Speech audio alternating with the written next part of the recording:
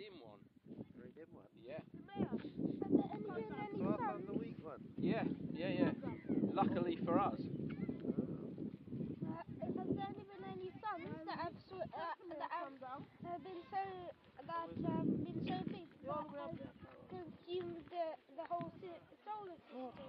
Yeah, there's a sun called Betelgeuse or Betelgeuse that's in Orion, and that is a huge red giant star, and that would be big enough. If you put it where our sun is, they reckon it would probably reach Jupiter. Wow. So it would swallow the Earth, it would swallow Mars, and be almost as far out as Jupiter. And the other interesting thing about Betelgeuse is that it's unstable. It's going up and down in size, and they reckon that will go into a supernova fairly soon. But fairly soon could be the next 10,000 years. You know, we don't know, but it could happen tomorrow. Or in fact, because it's 600 odd light years away, it could have happened 600 years ago, and we haven't seen it yet because it takes that long for the light to get here. Right, so Sun 03. But when you say it swallows the space, is that Yep. the size of it or the radiance of it? No, the size of it. Yeah, because what happens is that a star is a big nuclear power plant, and in the centre of the sun there's a nuclear fusion going on, and what it does, it starts off by fusing hydrogen atoms to form helium. Then it fuses helium to form something else. I can't remember the sequence, and until it gets up to it goes through carbon, oxygen, and it depends on how big the sun is, how big the star is. Well, our star will stop at about carbon, but if they're big enough, as they run out of one type of fuel, and they've made the new type of fuel for it, and the star will then start to shrink a bit until the force of gravity makes it hotter and hotter and hotter inside, until it can then start to fuse the next element, which might be helium or it might be carbon, oxygen, carbon, and our one will stop at carbon, I reckon, and then when that stops at carbon, it puffs off the outer atmosphere to form what's called a planetary nebula, and then it just basically dies, just shrinks and dies. But if it's a big star, about 10 times the mass of our sun, then the gravitational force keeps shrinking the core until it burns and burns and burns heavier and heavier elements up to iron. When you get to iron, you can't fuse iron and create energy. So there's no energy left in there, and at that point gravity takes over, right?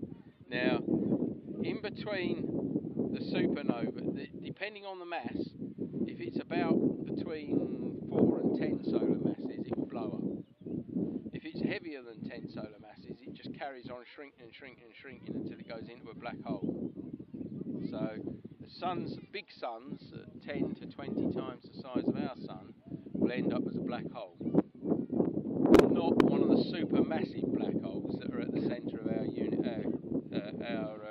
galaxy, but just a stellar, what's called a stellar mass black hole.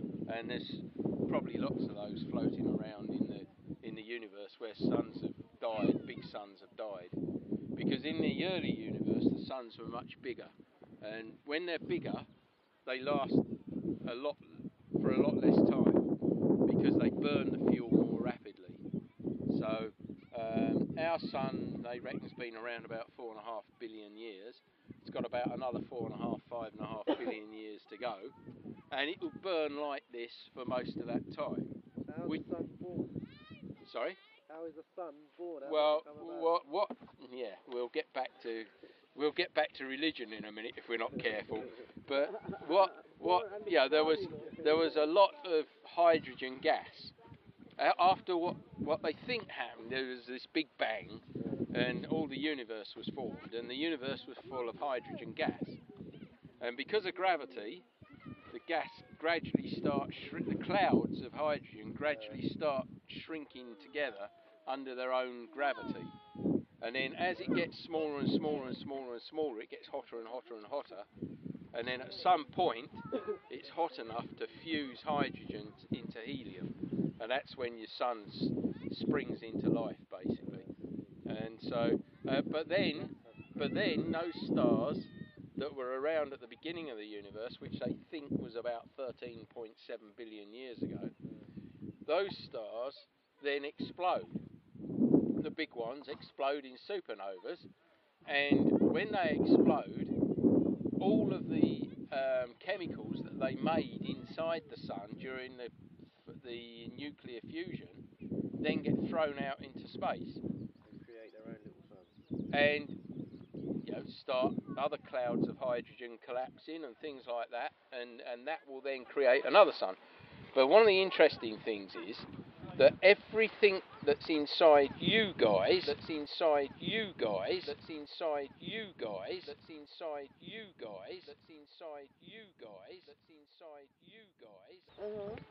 was in a star.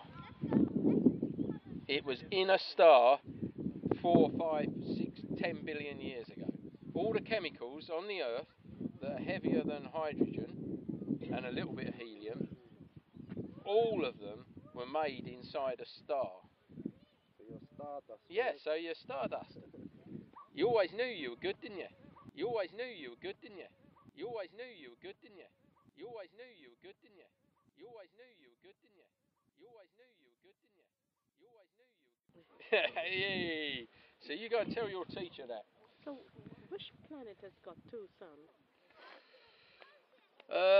Well, there are quite a few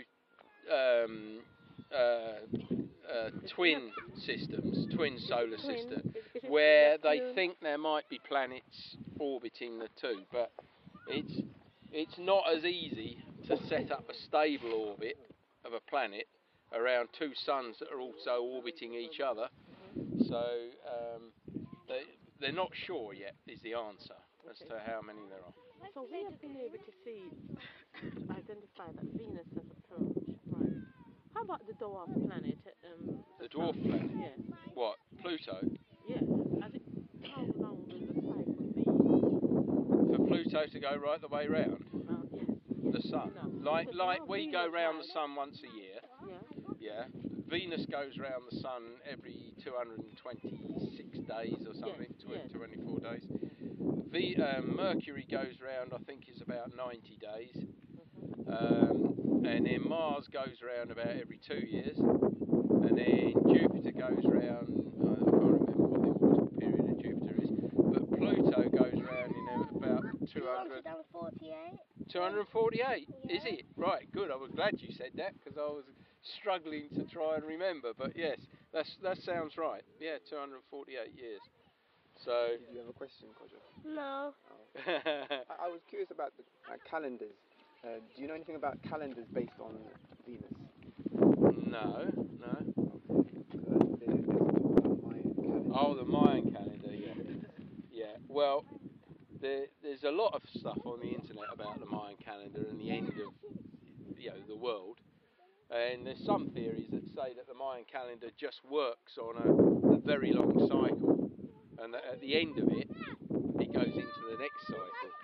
So not that it's the end of the world, but it's just the start of the new Mayan calendar. But who knows? We'll find out this year, won't we? Yeah.